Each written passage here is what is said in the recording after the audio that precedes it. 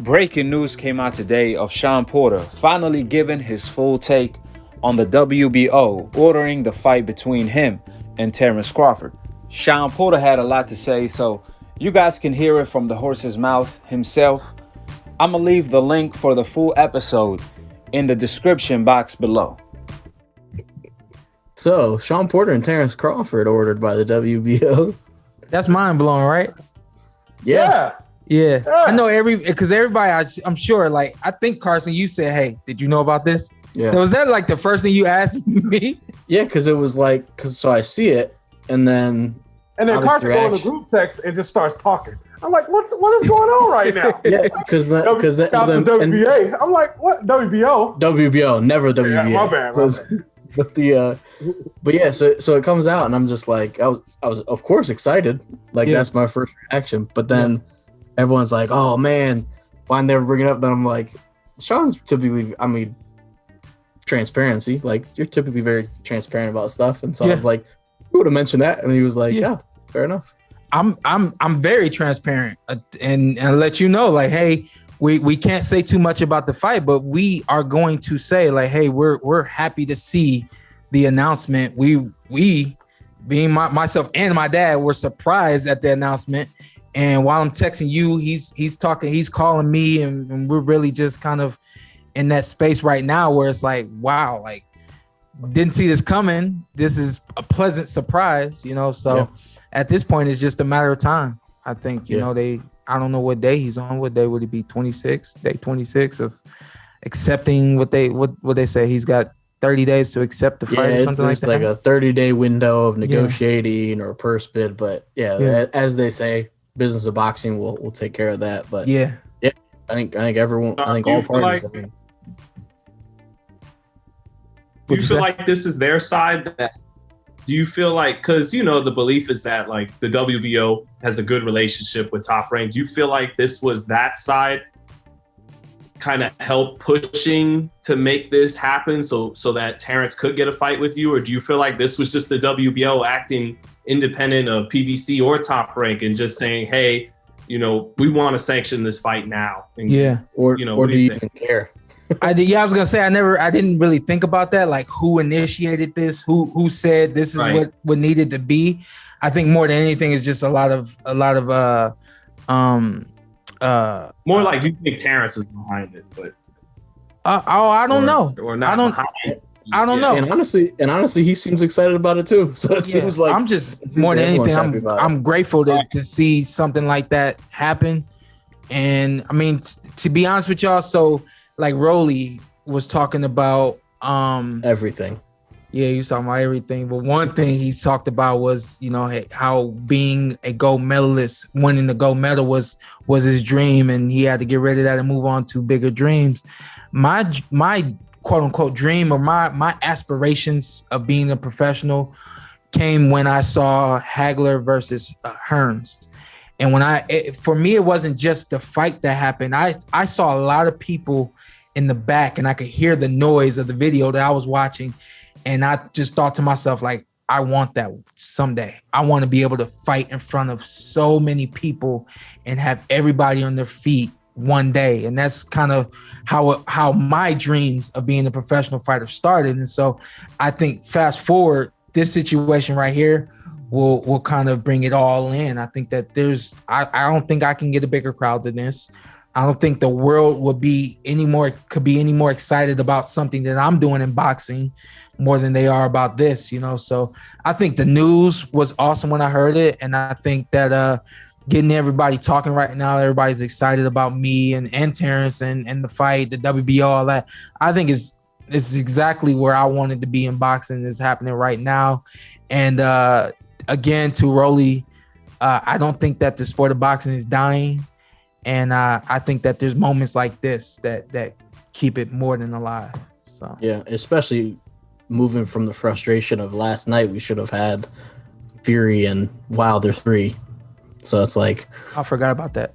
Yeah, should have been this weekend, but Yeah. No, I think it's exciting. We'll see what happens. Like you said, obviously business will take care of itself. That's kind of how that goes. Carson, prediction, Carson. Come on, me and you, baby. No, once the fight is made, we will absolutely predict it. I've predicted it before. Go listen to an old episode. I was muted. What episode was after. it? I don't know. I'll have to look. 442. I don't know. I have no idea what it was, but it was back then. But I was muted shortly after. But I'm looking forward to it. I say, if Terence can't drop Shawn, stop him, because ain't no such thing as getting Shawn Porter respect by punching. Hey, at the end of the day, I love those ice skates. No, them ain't no ice skate. No, he working. Yeah, I love commentating. I love everything that I do. I love being on TV and all that. But do you wear those while you commentate? No, but a lot of people think that I retired. A lot of people think that you know. So I just baby. You need to let everybody know. In Connecticut, right? You found a ring in the Hamptons. Man, listen, my dad hit up everybody. My dad was like, I can't make it.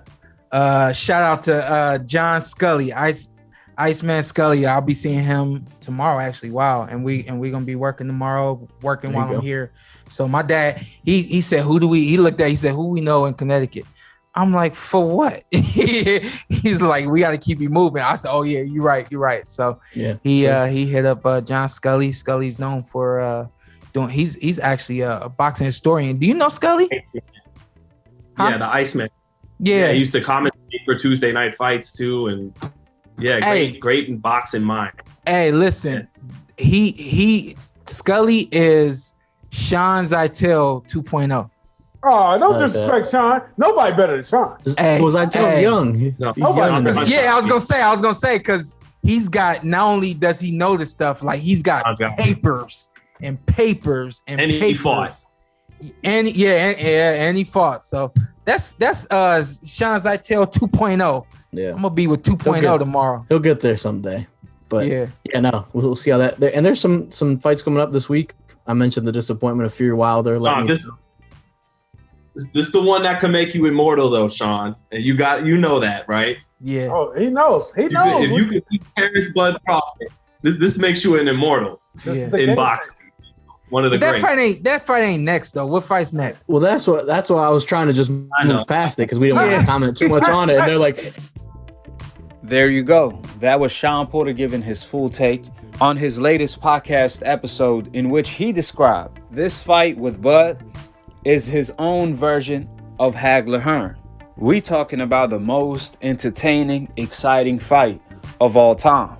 So if this fight lives up to any of that, this will go down as a legendary fight. It ain't no secret, Shawn Porter have been in plenty of classic fights, from Shawn Porter versus Errol Spence to Shawn Porter versus Keith Thurman. So I expect nothing less when Shawn Porter goes up against Terence Bud Crawford. Therefore, they can have my money right now. If it's possible to pre-order the pay-per-view, I will do it right now, as I'm pretty sure a lot of people will do the same. Therefore, go ahead and get y'all popcorns ready, because it's going down like a plane crash.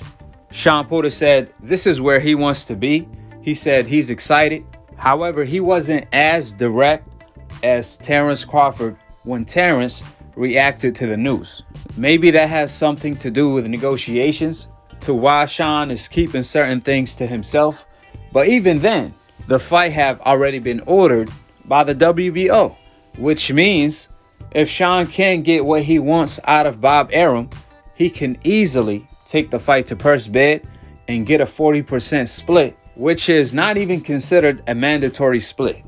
That's really a champion split, if anything, and starting a bid war, which we already know the fighter's value in the open market is way higher than the promoters value them to be. Therefore, there is no reason whatsoever for this fight not to take place next. And to make it clear, even though Shawn is on the podcast, he's training. Don't get it twisted. So he's more than ready, as he's been training for a while now. The only thing that I would say is that Shawn Porter still looks surprised at the news, which he also seemed to be misinformed on certain things, such as him not being the mandatory anymore, being surprised at the fight being ordered, so on and so forth. You would think Shawn Porter is one phone call away from the WBO to get informed on anything he may be misinformed on. With that being stated, drop your thoughts in the comment section below, subscribe below, and click on the notification bell to be continued on the next episode of Akhi TV. Peace, and I'm on to the next one.